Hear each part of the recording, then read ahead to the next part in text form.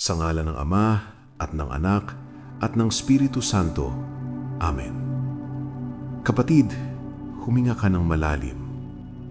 Isa pa, dahan-dahan. Pakawalan mo ang hangin kasabay ng pagpapakawala mo sa lahat ng tensyon sa iyong katawan. Kung nasaan ka man ngayon, sa loob ng isang malamig na ospital, sa iyong kama na tila naging bilangguan ng iyong sakit, o sa isang sulok kung saan tanging luha mo lang ang saksi, nais kong malaman mo na ang silid na iyan ay banal na lugar ngayon. Ang Diyos ay nariyan. Hindi siya natutulog, hindi siya malayo, at hindi siya nagbibingi-bingihan.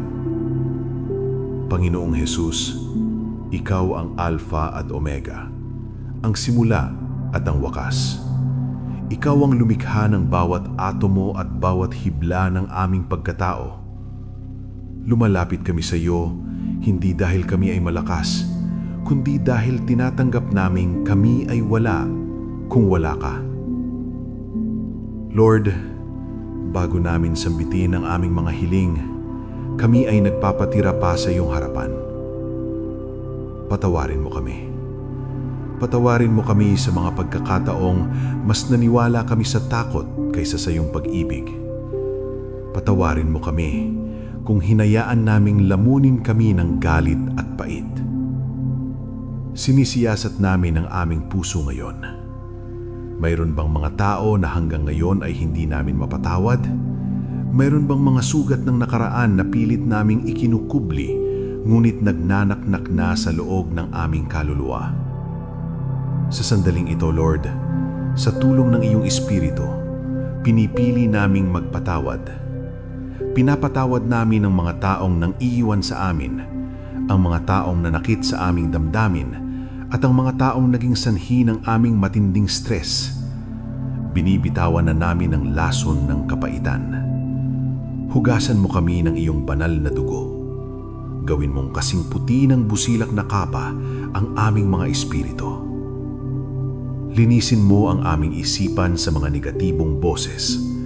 Alisin mo ang boses na nagsasabing, wala ka ng pag-asa, hindi ka nagagaling, o ito na ang katapusan mo.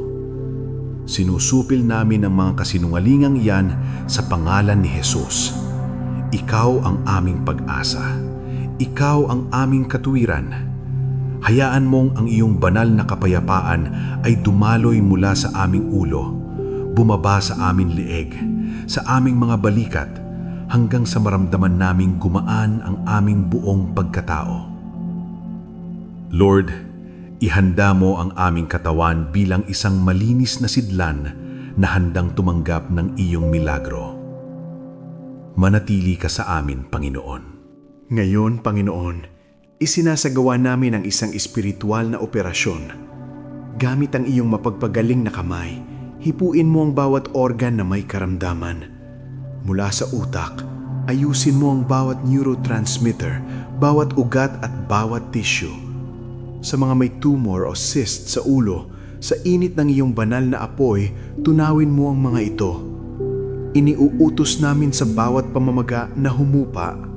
Sa mga nakaranas ng stroke, Lord, buksan mo ang mga baradong daluyan ng dugo, buhayin mo ang mga tissue na namatay, ibalik mo ang kontrol sa bawat bahagi ng katawan.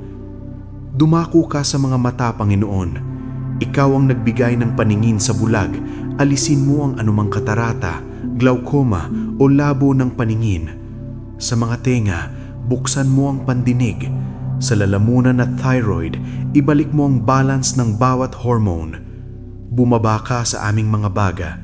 Sa bawat hininga na aming kinukuha, hayaang ang iyong espiritu ang maglinis sa bawat alveoli. Alisin ang pneumonia, asthma at lahat ng bakas ng virus. Paluwagin mo ang aming paghinga, Lord. Hipuin mo ang aming puso.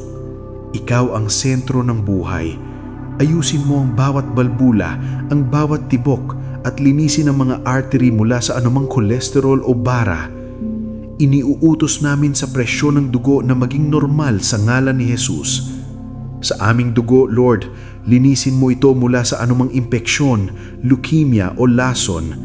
Hayaan mo ang dalisay na dugo ni Kristo ang dumaloy sa aming mga ugat.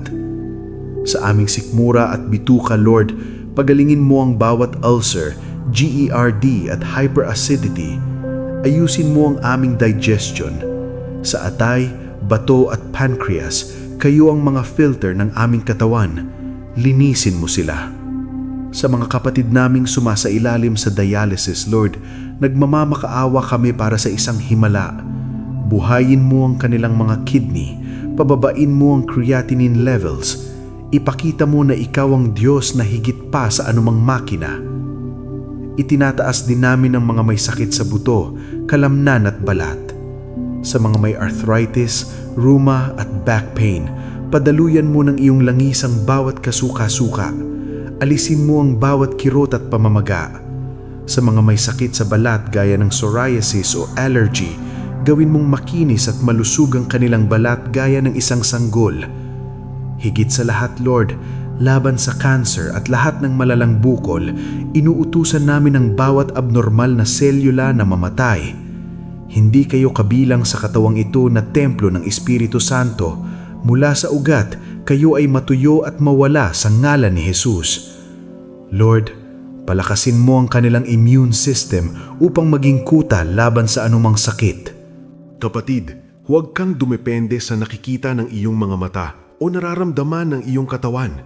Maniwala ka sa sinasabi ng Diyos.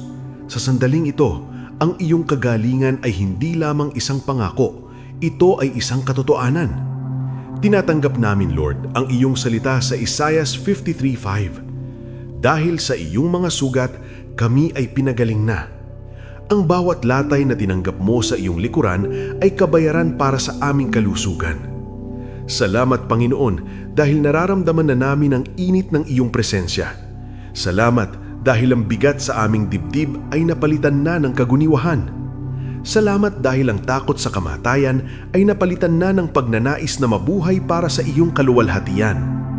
Ipinapahayag namin na ang aming kapatid ay tatayo mula sa banig na iyan.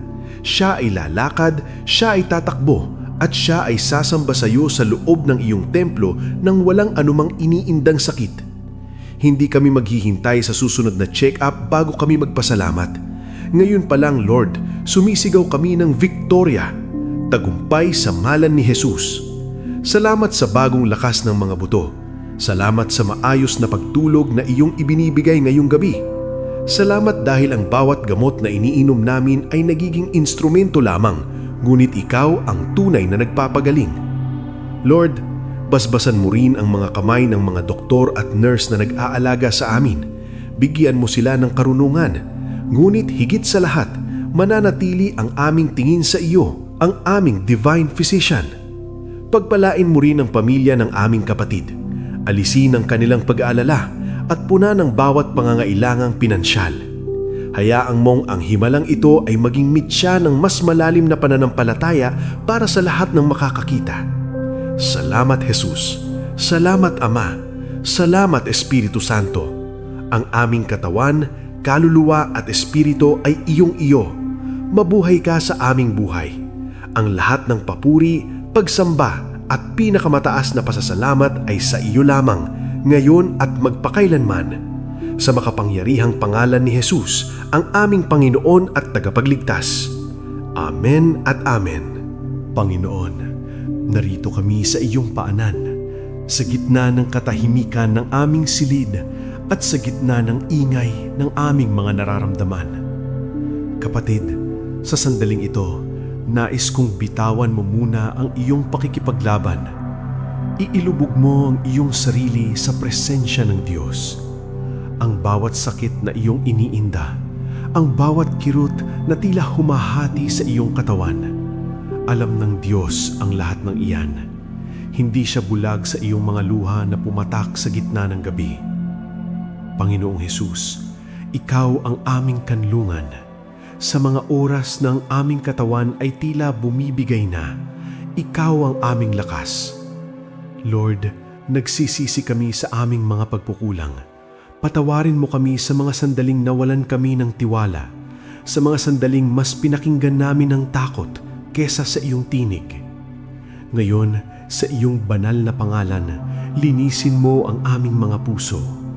Kung mayroon mang mga tinik ng sama ng loob na nakatanim sa aming puso, mga pait mula sa nakaraan, mga taong hindi namin mapatawad, hinihiling namin na bunutin mo ang mga ito ngayon. Hugasan mo kami ng iyong banal na dugo mula sa lahat ng dumi ng kasalanan at negatibong emosyon. Tinatanggihan namin ang espiritu ng takot. Tinatanggihan namin ang boses na nagsasabing, ito na ang katapusan mo. Sa sandaling ito, Panginoon, ibinubuhos mo ang iyong banal na langis sa aming isipan. Payapain mo ang aming mga nerbiyos.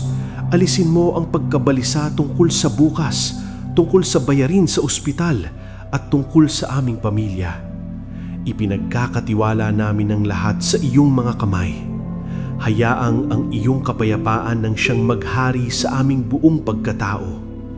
Lord, ihanda mo kami sa himalang iyong ibubuhos. Kami ay handa na, Panginoon. Sa sandaling ito, Panginoon, inuutusan namin ang bawat bahagi ng aming katawan na sumunod sa iyong banal na disenyo. Jesus, ikaw ang aming manlilikha. Sa iyong salita, ang bawat selula ay nabubuhay. Hipuin mo ang aming sistemang nerbiyos. Mula sa utak hanggang sa dulo ng aming mga daliri, ayusin mo ang bawat electrical signal. Sa mga dumaranas ng panginginig, pamamanhid o paralysis, sa ngalan ni Jesus, muling dumaloy ang buhay. Ibalik mo ang koordinasyon at lakas ng aming mga kalamnan. Hipuin mo ang aming mga buto at kasukasuan. Sa mga may arthritis, osteoporosis at talamak na sakit sa likod, hinihiling namin ang iyong banal na lubrication sa bawat joint.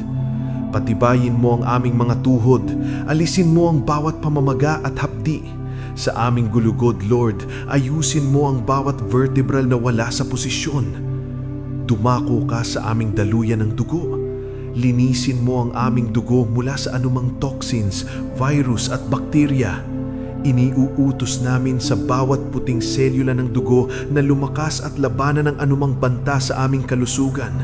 Sa aming puso, Panginoon, ang makinang nagbibigay buhay, ayusin mo ang bawat balbula. Ibalik mo ang normal na rhythm ng aming tibok.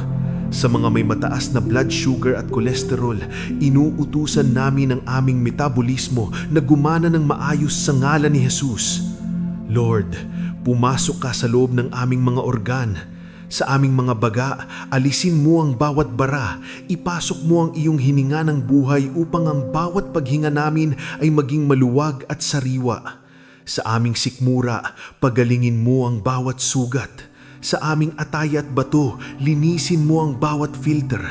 Sa mga kapatid naming may sakit sa reproductive system, sa prostate o sa matris, hipuin mo sila ngayon. Tunawin mo ang bawat cyst, myoma at bukol na hindi galing sa iyo. At laban sa espiritu ng cancer, kami ay tumitayo ng may otoridad. Isinusumpa namin ang bawat malignant cell. Matuyo kayo mula sa ugat. Hindi kayo makakapamuhay sa katawang ito dahil ito ay pag-aari ng Diyos. Isinasamo namin ang kabuuang restorasyon ng bawat tissue na nasira ng sakit. At ng Anak at ng Espiritu Santo. Amen. Kapatid, huminga ka ng malalim. Isa pa, dahan-dahan. Pakawalan mo ang hangin kasabay ng pagpapakawala mo sa lahat ng tensyon sa iyong katawan. Kung nasaan ka man ngayon, sa loob ng isang malamig na ospital, sa iyong kama na tila naging bilangguan ng iyong sakit, o sa isang sulok kung saan tanging luha mo lang ang saksi, nais kong malaman mo na ang silid na iyan ay banal na lugar ngayon. Ang Diyos ay nariyan. Hindi siya natutulog, hindi siya malayo, at hindi siya nagbibingi-bingihan. Panginoong Jesus, Ikaw ang Alpha at Omega, ang simula at ang wakas. Ikaw ang lumikha ng bawat atomo at bawat hibla ng aming pagkatao. Lumalapit kami sa iyo, hindi dahil kami ay malakas, kundi dahil tinatanggap naming kami ay wala kung wala ka. Lord, bago namin sambitin ang aming mga hiling, kami ay nagpapatira pa sa iyong harapan. Patawarin mo kami. Patawarin mo kami sa mga pagkakataong mas naniwala kami sa takot kaysa sa iyong pag-ibig. Patawarin mo kami kung hinayaan naming lamunin kami ng galit at pait. Sinisiyasat namin ang aming puso ngayon. Mayroon bang mga tao na hanggang ngayon ay hindi namin mapatawad? Mayroon bang mga sugat ng nakaraan na pilit naming ikinukubli, ngunit nagnanaknak na sa loob ng aming kaluluwa? Sa sandaling ito, Lord, sa tulong ng iyong Espiritu, pinipili naming magpatawad. Pinapatawad namin ang mga taong nang iiwan sa amin, ang mga taong nanakit sa aming damdamin, at ang mga taong naging sanhi ng aming matinding stress. Binibitawan na namin ang lason ng kapaitan. Hugasan mo kami ng iyong banal na dugo. Gawin mong kasing puti ng busilak na kapa ang aming mga espiritu. Linisin mo ang aming isipan sa mga negatibong boses. Alisin mo ang boses na nagsasabing, wala ka ng pag-asa, hindi ka nagagaling, o ito na ang katapusan mo. Sinusupil namin ang mga kasinungalingang iyan sa pangalan ni Jesus. Ikaw ang aming pag-asa. Ikaw ang aming katuwiran. Hayaan mong ang iyong banal na kapayapaan ay dumaloy mula sa aming ulo, bumaba sa aming lieg, sa aming mga balikat, hanggang sa maramdaman naming gumaan ang aming buong pagkatao. Lord, ihanda mo ang aming katawan bilang isang malinis na sidlan na handang tumanggap ng iyong milagro. Manatili ka sa amin, Panginoon. Ngayon, Panginoon, isinasagawa namin ang isang espiritual na operasyon. Gamit ang iyong mapagpagaling na kamay, hipuin mo ang bawat organ na may karamdaman. Mula sa utak, ayusin mo ang bawat neurotransmitter, bawat ugat at bawat tissue. Sa mga may tumor o cyst sa ulo, sa init ng iyong banal na apoy, tunawin mo ang mga ito. Iniuutos namin sa bawat pamamaga na humupa. Sa mga nakaranas ng stroke, Lord, buksan mo ang mga baradong daluyan ng dugo, buhayin mo ang mga tissue na namatay, ibalik mo ang kontrol sa bawat bahagi ng katawan. Dumako ka sa mga mata, Panginoon. Ikaw ang nagbigay ng paningin sa bulag, alisin mo ang anumang katarata, glaucoma o labo ng paningin. Sa mga tenga, buksan mo ang pandinig. Sa lalamunan at thyroid, ibalik mo ang balance ng bawat hormone. Bumaba ka sa aming mga baga. Sa bawat hininga na aming kinukuha, hayaang ang iyong espiritu ang maglinis sa bawat alveoli. Alisin ang pneumonia, asthma at lahat ng bakas ng virus. Paluwagin mo ang aming paghinga, Lord. Hipuin mo ang aming puso. Ikaw ang sentro ng buhay. Ayusin mo ang bawat balbula, ang bawat tibok, at linisin ang mga artery mula sa anumang kolesterol o bara. Iniuutos namin sa presyon ng dugo na maging normal sa ngalan ni Jesus. Sa aming dugo, Lord, linisin mo ito mula sa anumang impeksyon, leukemia o lason. Hayaan mo ang dalisay na dugo ni Kristo ang dumaloy sa aming mga ugat. Sa aming sikmura at bituka, Lord, pagalingin mo ang bawat ulcer, GERD at hyperacidity. Ayusin mo ang aming digestion. Sa atay, bato at pancreas, kayo ang mga filter ng aming katawan. Linisin mo sila. Sa mga kapatid naming sumasailalim sa dialysis, Lord, nagmamamakaawa kami para sa isang himala. Buhayin mo ang kanilang mga kidney, pababain mo ang creatinine levels.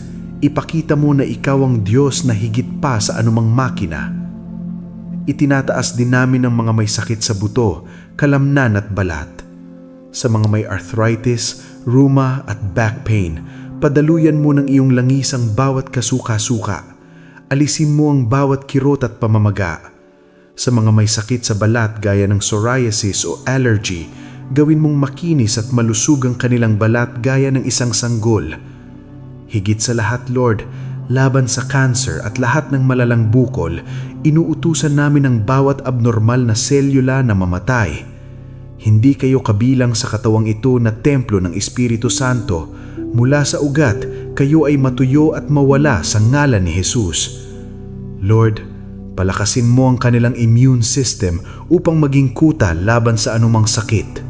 Kapatid, huwag kang dumepende sa nakikita ng iyong mga mata o nararamdaman ng iyong katawan. Maniwala ka sa sinasabi ng Diyos. Sa sandaling ito, ang iyong kagalingan ay hindi lamang isang pangako, ito ay isang katotohanan. Tinatanggap namin, Lord, ang iyong salita sa Isaiah 53:5. Dahil sa iyong mga sugat, kami ay pinagaling na. Ang bawat latay na tinanggap mo sa iyong likuran ay kabayaran para sa aming kalusugan. Salamat, Panginoon, dahil nararamdaman na namin ang init ng iyong presensya. Salamat dahil ang bigat sa aming dibdib ay napalitan na ng kaguniwahan. Salamat dahil ang takot sa kamatayan ay napalitan na ng pagnanais na mabuhay para sa iyong kaluwalhatian. Ipinapahayag namin na ang aming kapatid ay tatayo mula sa banig na iyan. Siya ay lalakad, siya ay tatakbo, at siya ay sasamba sa iyo sa loob ng iyong templo nang walang anumang iniindang sakit. Hindi kami maghihintay sa susunod na check-up bago kami magpasalamat. Ngayon pa lang, Lord, sumisigaw kami ng Victoria, tagumpay sa ngalan ni Jesus. Salamat sa bagong lakas ng mga buto. Salamat sa maayos na pagtulog na iyong ibinibigay ngayong gabi. Salamat dahil ang bawat gamot na iniinom namin ay nagiging instrumento lamang, ngunit ikaw ang tunay na nagpapagaling. Lord, basbasan mo rin ang mga kamay ng mga doktor at nurse na nag-aalaga sa amin. Bigyan mo sila ng karunungan, ngunit higit sa lahat, mananatili ang aming tingin sa iyo, ang aming divine physician. Pagpalain mo rin ang pamilya ng aming kapatid. Alisin ang kanilang pag-aalala at punan ng bawat pangangailangang pinansyal. Hayaang mong ang himalang ito ay maging mitya ng mas malalim na pananampalataya para sa lahat ng makakakita. Salamat, Jesus. Salamat, Ama. Salamat, Espiritu Santo. Ang aming katawan, kaluluwa at espiritu ay iyong-iyo. Mabuhay ka sa aming buhay. Ang lahat ng papuri, pagsamba at pinakamataas na pasasalamat ay sa iyo lamang, ngayon at magpakailanman.